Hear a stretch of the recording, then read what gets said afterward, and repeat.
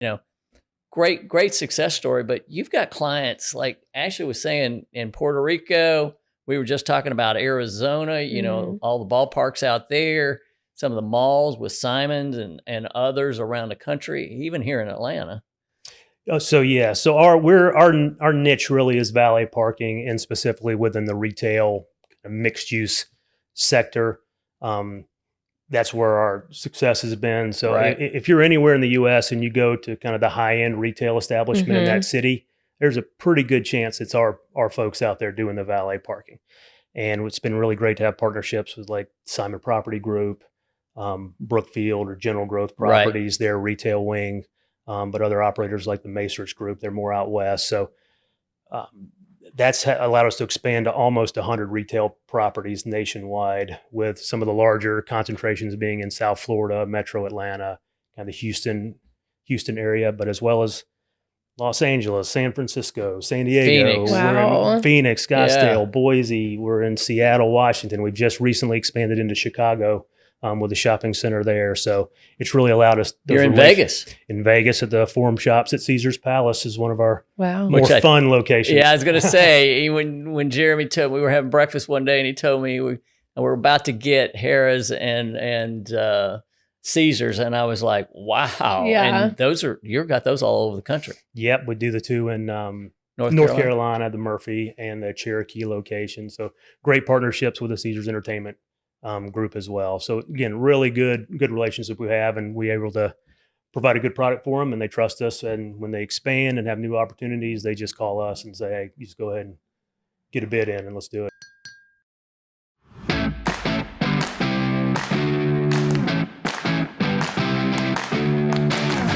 A sincere thank you to Wellstar North Fulton Medical Center for its sponsorship and for fostering a healthy community where businesses can thrive. Welcome back to Brew Talks. I'm Steve Stroud, President and CEO of Roswell, Inc. We're the economic development organization here in the city of Roswell. And I'm Ashley Allen, VP of Operations. Today we have with us Jeremy Scott with 12 Oaks Parking. Thanks for being with us today, Jeremy. Thank you very much for having me. How you doing, buddy? Doing well. Things are happening in the parking world. In the parking business, yes. The parking business. Yes. Everybody always needs parking, right? It doesn't matter whether you're a business, an individual going shopping. And you guys have a great story to tell about how you really have rebirthed since COVID. But tell us a little bit about your background. I know you're Alpharetta resident. Kids are involved up there. You're involved. But your headquarters is right here in Roswell. Exactly right. So yes, I'm a Georgian native. Yeah. I'm born on the south side of town in Clayton County. Went to undergrad at a school called Wofford College up in Spartanburg, South Carolina, where I played football. And then when me and my wife, I met her at Wofford as well. When we decided where we were going to live, we relocated back to the Metro Atlanta area and ended up settling in Alpharetta, and had been in the parking business since I graduated. My first job I got out of school was as a valet parker down in Buckhead at Fogo de Chão. I was working as a valet there while I was getting my master's degree. And then once I got finished that, the company I was working for decided to hire me in-house to be in the corporate office. And that's how I kind of started progressing for the next 15 years in the parking business until around 2017, I decided to go ahead and start my own business, and that's when I founded 12 Oaks Parking. Named it after my high school football stadium down in Clayton County, Georgia, 12 Oaks Stadium. How cool is that? Yeah, it's down in the Lovejoy area. So love football. I played football in college and high school, coached football, middle school football, high school football. So really have a tie to that. So that's kind of why I named it that. But whenever we opened, we decided Roswell was going to be our corporate home. So we're able to get some office space on Canton Street and premium office space. So that's where we've been ever since. And that's where I grew from very, very small operation to now we operate in 18 states and territories across the USA. A lot of people think we're just the local Roswell parking company, but no, in 18 states, we range anywhere from 1,500 to 1,200 to 1,500 active employees at any given time, depending on the year. So been really successful at expanding and growing with some really great corporate partnerships and relationships on a national scale as well as a local. Yeah, you'll even find Jeremy down in Puerto Rico. It's what I 12 heard. Oaks is down there. 12 Oaks Yeah. in Puerto Rico. Yeah. Well, I very think it's cool. really cool about your story coming out of COVID, Mhm. and how you've taken the company. You know, people forget. They go, oh, it's the valet guy. It's just a guy that's, a young kid. He's going to go park my car. But you guys train your people extremely well, Mhm. and you offer benefits to your people, which is unheard of. And I always tell people, like, you get what you pay for, and you got to make sure when you're parking cars, that's one of those things that I have a hard enough time with my own car. Right. I sure want to make sure somebody that takes my car parks it the way it should be. And, great success story. But you've got clients, like Ashley was saying, in Puerto Rico. We were just talking about Arizona, Mhm. all the ballparks out there, some of the malls with Simons and others around the country, even here in Atlanta. So our niche really is valet parking, and specifically within the retail mixed use sector. That's where our success has been. So Right. if you're anywhere in the U.S. and you go to kind of the high end retail establishment in that city, there's a pretty good chance it's our folks out there doing the valet parking. And it's been really great to have partnerships with like Simon Property Group, Brookfield or General Growth Properties, their retail wing, but other operators like the Macerich Group, they're more out west. So that's allowed us to expand to almost 100 retail properties nationwide, with some of the larger concentrations being in South Florida, Metro Atlanta, kind of the Houston area, but as well as Los Angeles, San Francisco, San Diego, Phoenix. we're Wow. in Phoenix, Scottsdale, Yeah. Boise, we're in Seattle, Washington. We've just recently expanded into Chicago with a shopping center there. So it's really allowed us. You're in Vegas. In Vegas at the Forum Shops at Caesar's Palace is one of our Wow. more fun locations. Yeah, I was going to say, when Jeremy told me, we were having breakfast one day and he told me we're about to get Harrah's and Caesars, and I was like, wow. Yeah. And you've got those all over the country. Yep, we do the two in North Carolina, the Murphy and the Cherokee location. So great partnerships with the Caesars Entertainment group as well. So again, really good relationship we have, and we're able to provide a good product for them, and they trust us. And when they expand and have new opportunities, they just call us and say, hey, you just go ahead and get a bid in and let's do it. It's ironic because, again, I opened up with everybody needs parking, and everybody wants to park up front. And what we always talk about is the fact that my father-in-law, who was a banker, he always would find, and this was in South Florida, he'd always find the valet. Like, it didn't matter. He didn't care. He was going to have somebody else park his car. And I think it was that mental thing that he was the banker and he was a little higher up the totem pole. But people today like valet parking, and they like to be parked and have their car come up. And especially, like you said, a mixed use development, or when you're somewhere that's like a large or, heavy tourist area, like, I just don't want to deal with it. I don't want to have to try to find a space, remember where I parked. Like, I'd rather just pull up to valet, make that a part of whatever, the trip or the shopping experience or whatever. And then, move on to the fun. Well, and a lot of the properties are trying to take the parking field or the environment and treat it more like some of the other products you get. Say, like, it's an amenity. It's amenity, but you have different options. So you could have a full high-end experience of the valet parking. Right. Or you could have a preferred paid parking area where it's a little bit closer and you're willing to pay a little bit of money to park closer. A little bit closer. Or then you have a garage that may or may not be a paid environment, or you have a complimentary self-parking out in the field area that's a little further out. And you provide a variety of options for someone who they can make that decision what they're willing to spend or what kind of experience they're wanting to have when they visit the facility. And that's been good to give people a variety of options. Yeah. And I think, people like options, right? Because then obviously they can choose and decide what that looks like.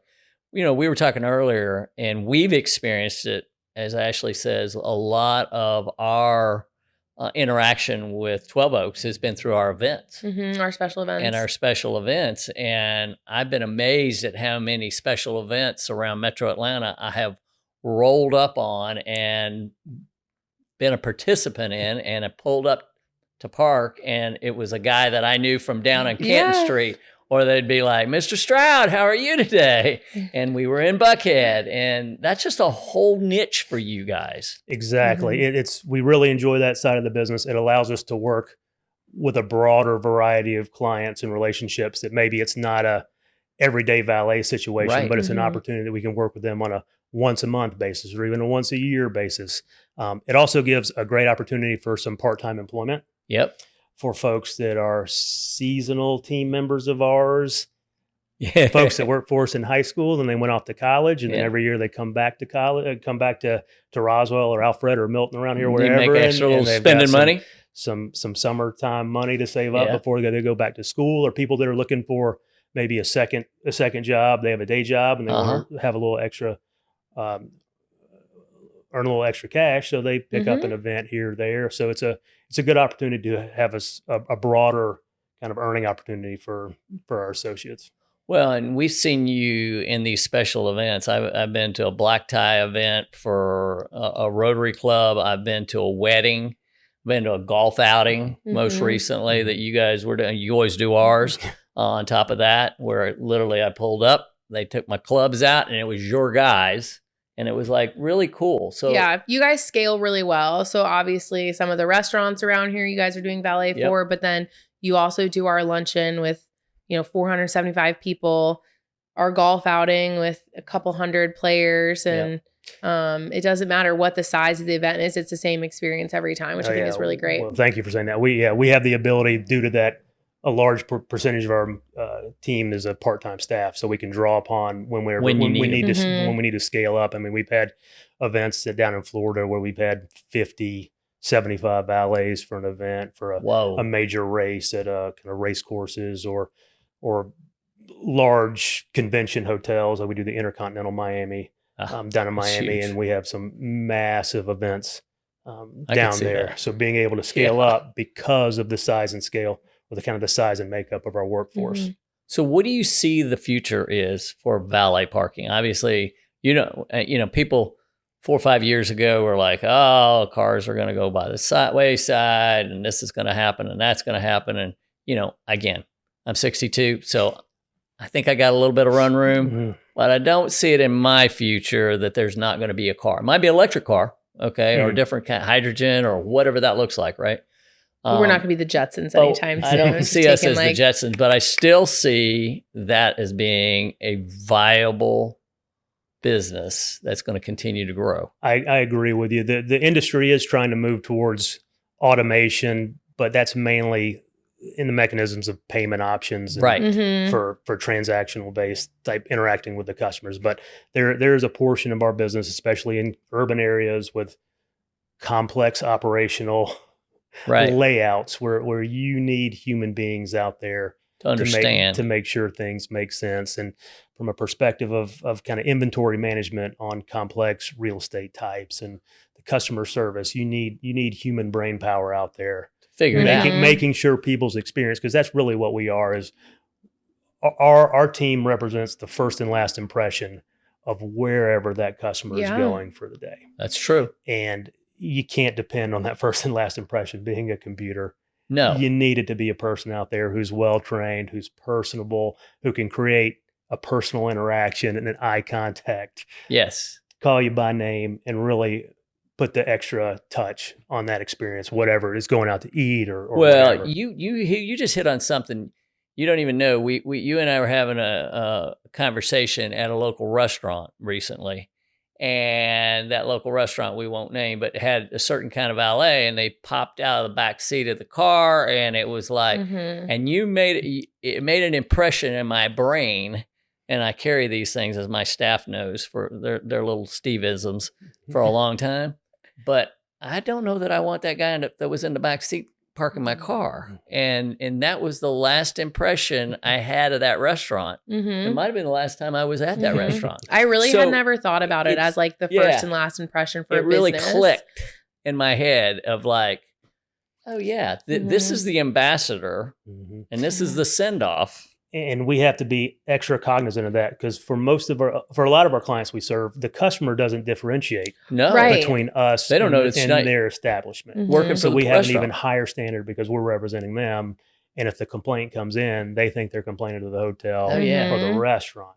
So we have to even be more on top of our game as an extension of the customer, the retail product type. Which just talks about how you're working on training constantly. Because if you don't have that certain individual with those kind of skill sets, and it varies from what you're doing, retail product type as well. Whether it be you're talking about a restaurant where that's a interaction, it's going to be pretty quick. You're going to get them in the restaurant, get them out. Versus you go to a hotel. Well, we're just getting you checked in. We're getting your luggage out. That's right. You're doing the whole thing. And that guest may come and go 4, 5, 6 times. So you're actually forging a long-term relationship with someone that's staying there. Right. Or you move to a product type like medical. Say we do the valet down at Emory St. Joe's. And that customer may not want to be at the hospital. They're really, that's not what they want to do today. Yeah. Okay. So that's a whole other type of interaction. You're trying to make that experience as frictionless as possible, and getting the wheelchairs and whatever you can do to make that experience just a little bit more better, because and again, it's not just parking cars, I guess is what the bottom line. The other thing that I think is unique, you work with a lot of municipalities to help them with their parking management and their programs and their payment systems, and what is a good way to do this, and how to count cars, you know. Yes. So we have several cities we work with across the country, several here in Georgia, several out in Arizona. And a lot of it ranges from, it can be short-term staffing where a city doesn't want to hire up for an event or a certain season. So we can provide staffing for a short amount of time to help with traffic management, or if they got the 4th of July fireworks coming up and they need some more people. So we can provide staffing. But from the other part of it is just parking expertise. Like this is what we do for a living. So you don't need to do your on-street meter payment systems. We can help you with that, or we can provide parking enforcement, or we can provide parking management or shuttle, or anything they have that's something that's not their core business model. It's something they've come to us, and we're able to do it typically a lot more efficiently than a city based on our cost structure. And because of our expertise in the market, we can get a higher compliance on payments and a higher, more effective enforcement program or things like that. So we've been successful with several cities locally. City of Sand Springs was one of our first ones we worked for here. We manage their garage management, their on-street parking, their enforcement, their event staffing, valet for their theater. We've actually used it for the theater, and it's amazing how smooth it goes. Like you can be in and out pretty quick. And that's a crowd that can be typically an older crowd that could have a lot of demands, and you see that line move, and then you manage the parking underneath at the garage too. And that's like clockwork too. So I've seen it both ways. Yeah. What do you think has been, I mean, you have seen tremendous growth in just about 5-6 years. So what do you think is the one thing that's really helped you grow and continue to grow? Well, I mean, I think our core is our culture that we've created here. So we're trying to cultivate the sense of being a family-owned business, which we are a family-owned business. My wife works for the organization. My son works for the organization. We have several corporate family members who have 1, 2, 3 children that work on staff, husbands and wives that work at our corporate office. So we've tried to create this family environment. Okay? So then challenge is, well, how do you scale nationwide while still keeping that mentality? So it's all about, who you bring onto the team. That's right. Making sure they feel like they're a family member. And it's really been successful with us because, again, as we basically had to start over after COVID, start back with just a handful of employees. And we've been able to grow from basically starting at nothing in 2020, 2021 to expanding back to a nationwide organization. How many employees do you guys have right now? Our active employee count can vary from about 1,200 up to about 1,500 during the holiday season when we staff up for the big retail, push. But again, it's training. It's utilizing technology. It's the smartphone app-based things with programs we can use for the team members when they clock in and clock out. We can send them messages, send training. Anytime they clock in and clock out, we can have a message for them. Make sure you're smiling today, team. That's right. Make sure you're calling people by name, team. Tuck in your shirt today, team. Yeah. You can drive down the little messages to try to make sure you keep your standard. Right. Always keep your standard high across your portfolio. make sure those interactions with people are positive, and just you keep that mentality, keep that culture. You're gonna inherently grow. Yeah. Well, I'll give you a quick family story, and this is where it brought it home for me with you too. Was you've got a team member that just graduated from college. She's been working several years out here at the antique lot, and I would see her at least a minimum of 3 times a week.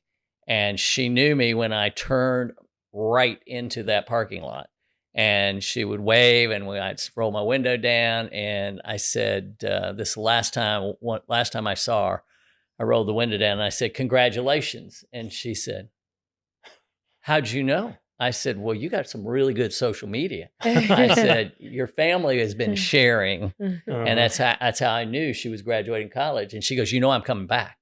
She goes, "I'm just moving up." I said, "I know. I already heard." Yeah. And the first thing Steve said when we went to lunch this week and had to park was, "I know she's graduated, up, but yep, she got into our kind of management advancement program. So we moved her on to another property so she can get more experience. She told me she can get different aspects of our business, so she can be fully trained on all the different methods. And it's my son out there today filling in for her. But it personalized it, right? And I think that's what's important, because really you're in the hospitality service business. Any way you look at it, doesn't matter what industry you're serving, you're still in the hospitality business, and that just makes a difference. So I mean, I think the area we live in, especially being a Roswell-based company, like the support we've gotten from the Roswell community. Because again, we've expanded nationwide, but this is where our home is. This is our core. And the business relationships I've had that have helped connect me here and there, and doing events with y'all's team, and the connections we've made there. And the clients that then refers to another client, then refers to another client. So it's really that environment of support here in Roswell. Sure. I don't think I can overstate how important that's been to how we've been able to be successful. That's awesome. And grow over all these years. So it's really important to us, and that's why we try to keep that culture and environment the way it is. Well, we always say it's a great day to do business in Roswell. Cheers to 12 Oaks, and to many, many, many more years. Thank you so much. Thank you for having me. You got it, man.